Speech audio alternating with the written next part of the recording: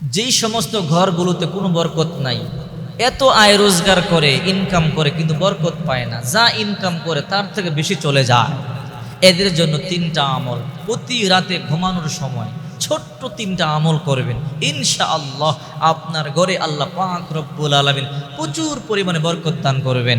এক নম্বরে রিজিকে বরকত দান করবেন, বালা মুসিবত অভাব অনটন বিপদ আপদ থেকে আল্লাহ পাক রব্বুল আলামিন আপনাকে হেফাজত করবে। এর মধ্যে একটা আমল হলো, আপনি যখন ঘরে ঢুকবেন বিসমিল্লাহ বলে সূরা ইখলাস পাঠ করবেন। কুল হুয়াল্লাহু আহাদ আল্লাহুস সামাদ লাম ইয়ালিদ ওয়া লাম ইউলাদ ওয়া লাম ইয়াকুল লাহু কুফুয়ান আহাদ। এই সূরা ইখলাস আল্লাহর সাথে গভীর সম্পর্ক, আল্লাহর একত্ববাদ, আল্লাহর সম্পূর্ণ পরিচয় এই সূরা ইখলাসের মধ্যে আছে। রাসূল বলেন, যে ব্যক্তি সূরা ইখলাসকে মুহাব্বত করবে, আল্লাহ তাকে মুহাব্বত করবে, আর এই মুহাব্বত তাকে জান্নাত পর্যন্ত পৌঁছায় দিবে।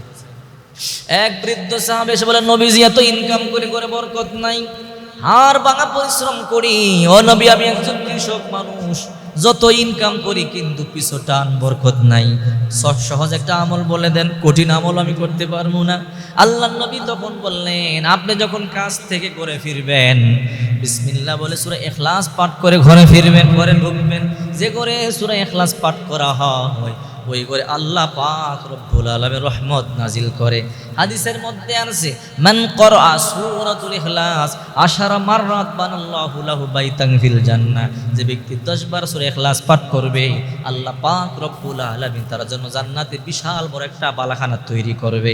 যে ব্যক্তি 3 বার সূরা ইখলাস পাঠ করবে আল্লাহ তাআলা এক খতম কোরআন পড়বার সমান সওয়াব তাকে দিবে। ওই সাহাবী এখন করে বিসমিল্লাহ বলে সূরা ইখলাস পড়ে ঢোকে, কয়েকদিন পরে এত সম্পদ আল্লাহ তাকে দিছে, এখন সম্পদ দান করে শেষ করতে পারে না। একদিন নবীজির সাথে সাক্ষাৎ, এই সাহাবী তোমাকে দেখি না, বলে হুজুর এত সম্পদ আল্লাহ আমারে দিছে, আপনি যে আমার জন্য দোয়া করছেন সূরা ইখলাস পড়ে এখন ঢুকি, এখন সম্পদ দান করে শেষ করতে পারি না। এই জন্য যেই করে বরকত নাই, অভাবে আছে, বালা মুসিবত লেগেই থাকে, আয় রোজগারে বরকত নাই, করে যখন ঢুকবেন বিসমিল্লাহ বলে সূরা ইখলাস পাঠ করে ঢুকবেন। 2 নাম্বার বেশি বেশি ঘুমানোর সময় দুরূদ শরীফ পাঠ করবেন। হাদিস শরীফের মধ্যে আছে, আল্লাহর হাবিব সাল্লাল্লাহু আলাইহি ওয়াসাল্লাম বলেন, যে ব্যক্তি যত বেশি দুরূদ পড়বে আল্লাহ তার উপরে শান্তি আর রহমত নাজিল করবে। মান সাল্লাল্লাহু আলাইহি ওয়াহিদান সাল্লাল্লাহু আলাইহি আশারা, যে ব্যক্তি একবার দুরূদ পাঠ করবে আল্লাহ তার উপরে 10 বার 10টি রহমত নাজিল করবে। রাত্রিবেলা কমপক্ষে 10 বার দুরূদ পাঠ করবেন, 100টা রহমত আল্লাহ আপনার ঘরে আপনার উপরে নাজিল করবে। যেখানে রহমত সেখানে গজব নাই, এই আমল নাই, এই জন্য হতাশা। দুরূদ শরীফ বেশি বেশি পাঠ করো, দুরূদ পড়লে অন্তরে শান্তি আসে, দুঃখ দূর হয়, অভাব দূর হয়, দারিদ্রতা দূর হয়, রিজিক বৃদ্ধি পায়, নবীর সাথে মুহাব্বত বৃদ্ধি হয়। আল্লাহ নিজে বলেন, ইন্নাল্লাহা ওয়া মালাইকাতাহু ইউসাল্লুনা আলান নবী ইয়া আইয়ুহাল্লাযীনা আমানু সাল্লু আলাইহি ওয়া সাল্লিমু তাসলিমা। নিশ্চয় আল্লাহ পাক নবীর উপরে দুরূদ পাঠ করেন।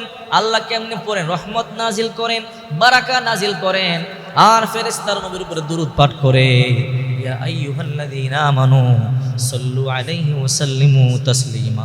অতএব হে মুমিনেরা, তোমরা আমার নবীর উপরে দুরূদ আর সালাম প্রেরণ করো। এই জন্য অবশ্যই নবীর উপরে বেশি বেশি দুরূদ পাঠ করবেন। ভালো করে মনে রাখবেন, ঘরে 3টা আমল, সূরা ইখলাস পড়ে ঢুকবেন, ঘুমানোর সময় বেশি বেশি করে দুরূদ শরীফ পাঠ করবেন। 3 নাম্বার রাতের বেলা আয়াতুল কুরসি পাঠ করবেন। যে ঘরে আয়াতুল কুরসি পাঠ করা হয় ওই ঘরকে আল্লাহ তাআলা ফেরেশতার মাধ্যমে নিরাপত্তা দান করেন, ওই ঘরে রিজিকে বরকত হয়, আল্লাহ বালা মুসিবত থেকে হেফাজত করে। আয়াতুল কুরসি সমস্ত আয়াতের সেরা আয়াত। আল্লাহর রাসূল সাল্লাল্লাহু আলাইহি ওয়াসাল্লাম বলেন, মান ক্বারা আয়াতাল কুরসি ফি দুবুর কুল্লি সালাতিন মাকতুবাহ লাম ইয়ামনাহু মিন দুখুলিল জান্নাতি ইল্লাল মাউত। রাসূল বলেন, যে ব্যক্তি প্রত্যেক ফরজ নামাজের পরে আয়াতুল কুরসি পাঠ করবে আল্লাহ পাক রব্বুল আলামিন মরতে দেরি জান্নাতের মধ্যে ঢুকাইতে দেরি করবে না। এই জন্য আয়াতুল কুরসিটা পাঠ করবে। প্রতিদিন 3টা আমল রাতের বেলা। 1 নাম্বার ঘরে ঢোকার সময় সূরা ইখলাস পাঠ করে ঢুকবেন। 2 নাম্বার দুরূদ পাঠ করবেন, আয়াতুল কুরসি পাঠ করবেন, অভাব দূর হয়ে যাবে, অভাব পালিয়ে যাবে, রিজিকের বৃষ্টির মতো রিজিকের বন্যা হয়ে যাবে আপনার ঘরে। তো আমল নাই, তো এই জন্য আমাদের হতাশা, দুশ্চিন্তা, টেনশন। নিয়মিত আমল করবেন, আল্লাহ অবশ্যই বরকত